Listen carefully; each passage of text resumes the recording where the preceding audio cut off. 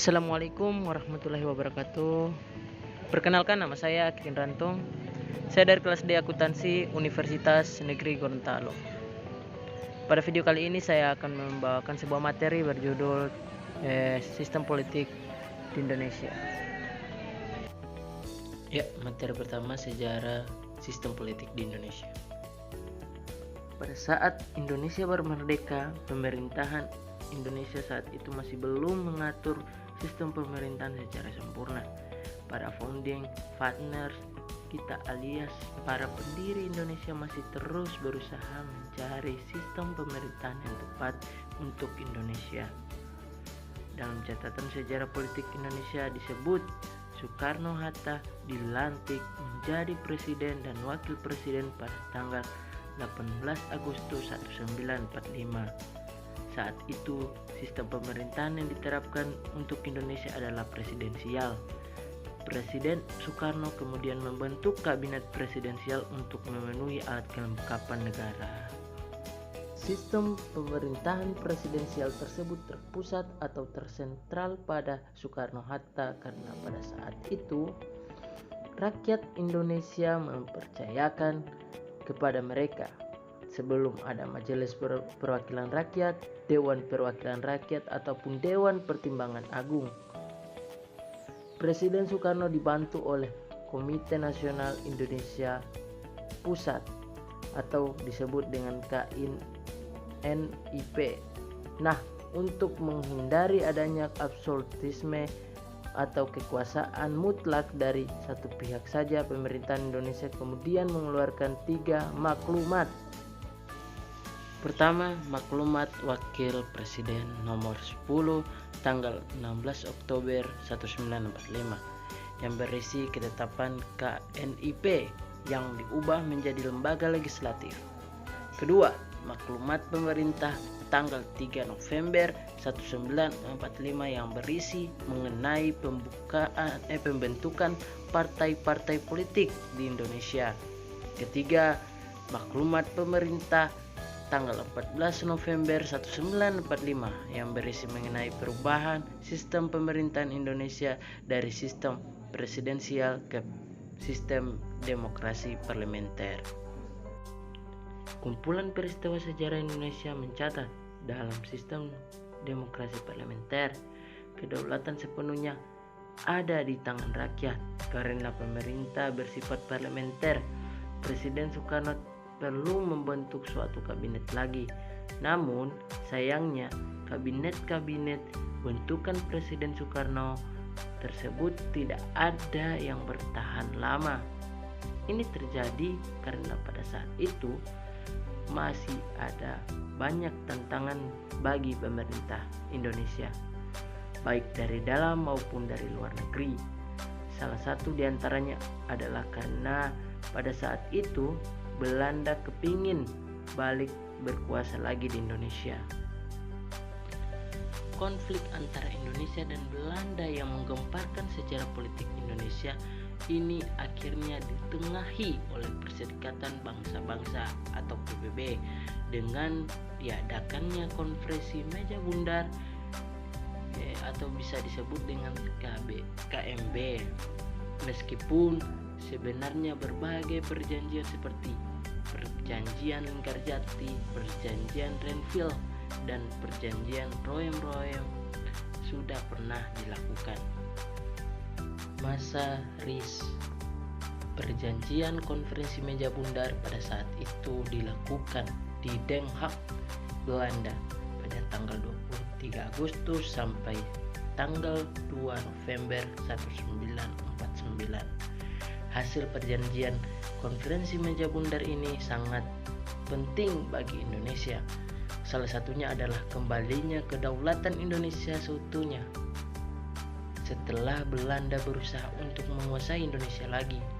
Konferensi meja bundar juga menjadi bapak baru sistem pemerintahan Indonesia.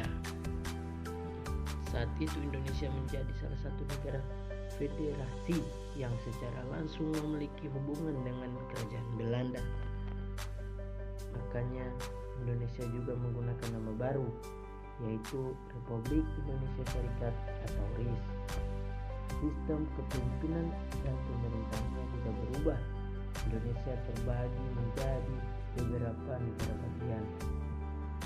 Sistem ini sebenarnya malah akan membuat posisi Indonesia menjadi lemah. Tapi pada saat itu pemerintahan Indonesia tidak memiliki cara lain.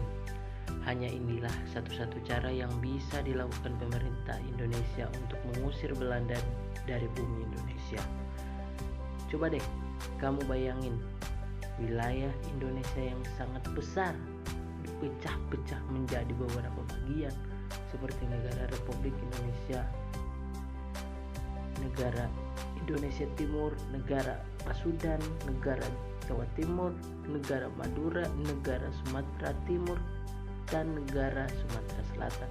Setiap negara bagian tersebut memiliki pemimpinnya masing-masing. Ya, RIS ini akhirnya tidak berlangsung lama, hanya sanggup bertahan selama 1 tahun saja. Banyak negara bagian yang merasa tidak puas dengan sistem negara bagian. Mereka kemudian mengusulkan agar pemerintahan dikembalikan menjadi republik lagi, bukan RIS. Akhirnya pada tanggal 15 Agustus 1950, usulan mereka ini diterima oleh Presiden RIS Soekarno. Indonesia akhirnya kembali menjadi negara kesatuan pada tanggal 17 Agustus 1950 dengan pendatanganan Undang-Undang Dasar Sementara Republik Indonesia 1950 atau UUD-S 1950 sebagai pengganti UUD RIS. Ya, kemudian masa demokrasi liberal dan parlementer. Setelah RIS dibubarkan, Indonesia menerapkan demokrasi parlementer dengan mencontoh sistem parlementer barat. Masa ini kemudian disebut sebagai masa demokrasi liberal, dan secara otomatis bentuk negara serikat berubah menjadi negara kesatuan yang berlandaskan UUD-S 1950. Dengan melakukan konstitusi ini, akhirnya Indonesia dijalankan oleh suatu dewan menteri atau kabinet yang dipimpin oleh Perdana Menteri yang bertanggung jawab pada parlemen atau DPR. Nah, pada masa ini Indonesia menganut sistem multipartai.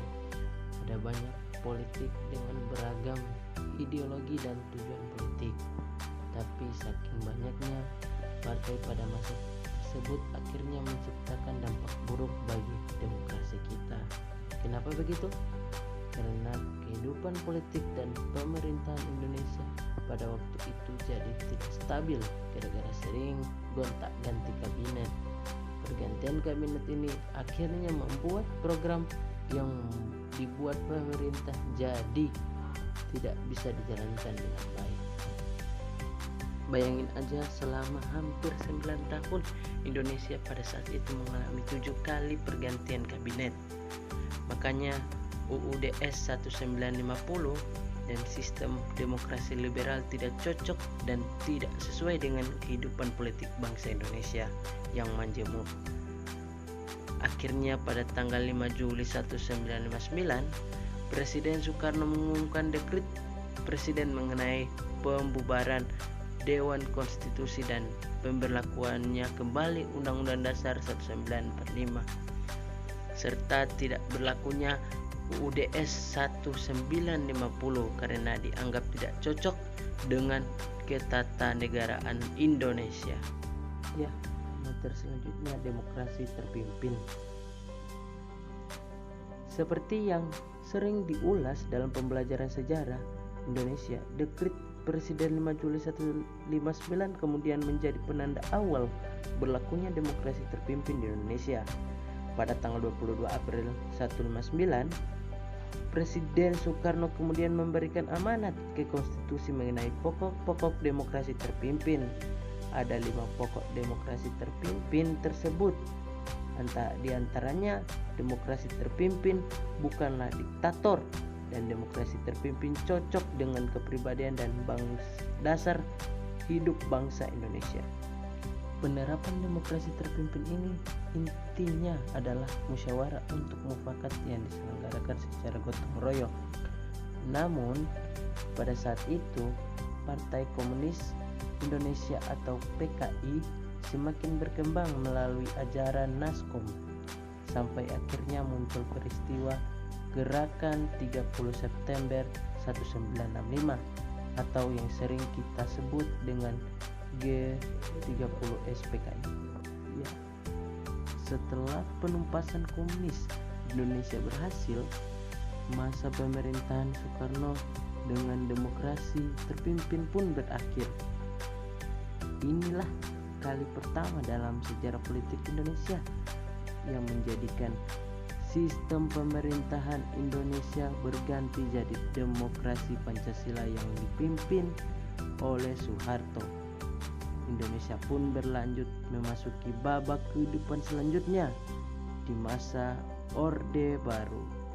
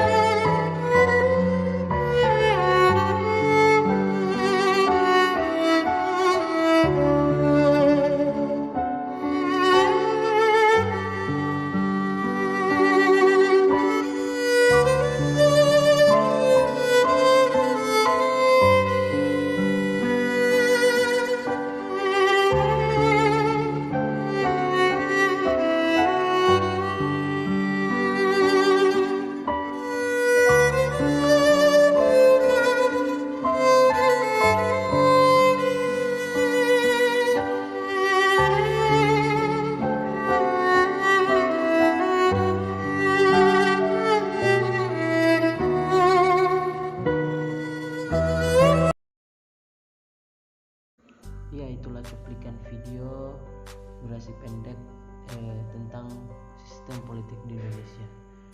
Nah, sekarang kita masuk di pengertian sistem politik Indonesia.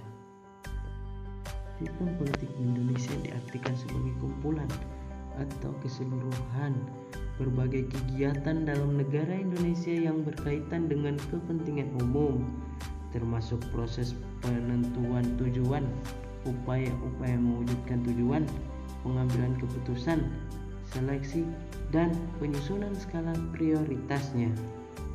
Ya, adapun sistem politik yang diterapkan di Indonesia adalah yaitu sistem politik demokrasi di Indonesia.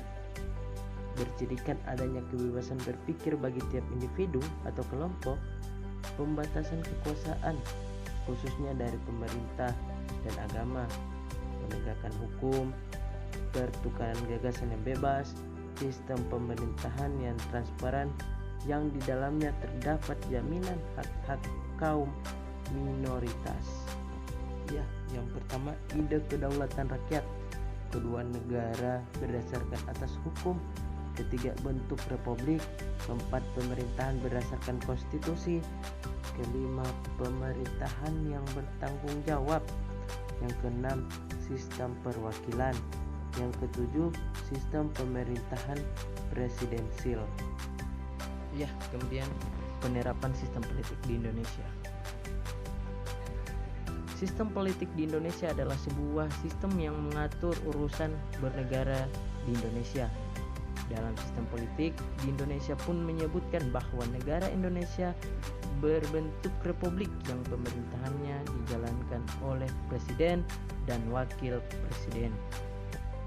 Ya, kemudian politik bebas aktif ini menyatakan bahwa kedaulatan berada di tangan rakyat dan dijalankan sepenuhnya untuk kepentingan rakyat. Pada masa awal terbentuknya negara Republik Indonesia, memang MPR dan Majelis Permusyawaratan Rakyat adalah pemegang pemerintah yang tertinggi. Namun, pada masa demokrasi ini pemerintah tertinggi tetap dijalankan oleh presiden yang dibantu oleh wakil presiden. Sementara MPR berubah menjadi badan tertinggi negara yang bertugas mengawasi jalannya pemerintahan yang dilakukan oleh presiden dan wakil presiden. Iya, materi terakhir, bentuk peran masyarakat dalam sistem politik. Nelson membagi bentuk-bentuk partisipasi politik menjadi: pertama, kegiatan pemilihan, yaitu kegiatan pemberian suara dalam pemilihan umum, mencari dana partai, menjadi tim sukses, mencari dukungan bagi calon legislatif atau eksekutif, atau tindakan lain yang berusaha mempengaruhi hasil pemilu. Kemudian kedua, lobby, yaitu upaya perorangan atau kelompok yang menghubungi pimpinan politik dengan maksud mempengaruhi keputusan mereka tentang sesuatu isu. Kemudian yang ketiga, kegiatan organisasi, yaitu partisipasi individu ke dalam organisasi, baik selaku anggota maupun pemimpinnya, guna mempengaruhi pengambilan keputusan oleh pemerintah.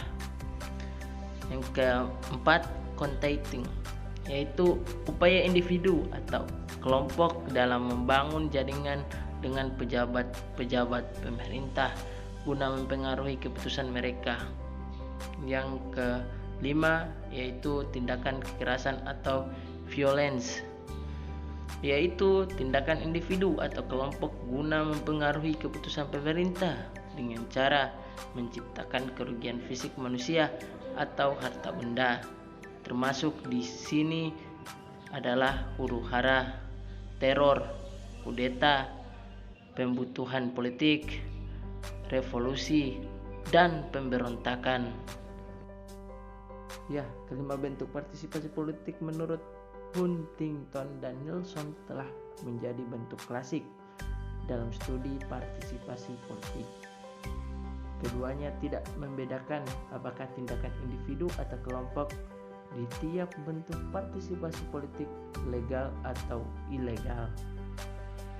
Sebab itu, penyuapan, ancaman pemerasan dan sejenisnya di tiap bentuk partisipasi politik adalah masuk ke dalam kajian ini. Klarifikasi bentuk partisipasi politik Huntington dan Nelson relatif lengkap. Hampir setiap fenomena bentuk partisipasi politik kontemporer dapat dimasukkan ke dalam klarifikasi mereka. Namun, Huntington Nelson tidak memasukkan bentuk-bentuk partisipasi politik seperti kegiatan diskusi politik, menikmati berita politik, dan lainnya yang berlangsung dalam skala subjek individu. Ya, itulah paparan materi tentang sistem politik di Indonesia. Jika ada salah kata atau ucapan yang saya ucapkan, mohon dimaafkan. Saya Kiki Ranto pamit undur diri. Assalamualaikum warahmatullahi wabarakatuh. Thanks for watching video. Terima kasih. Mengindahkanmu, ku pertahankan kau demi kehormatan bangsa. Ku pertahankan kau demi tumpah darah semua pahlawan.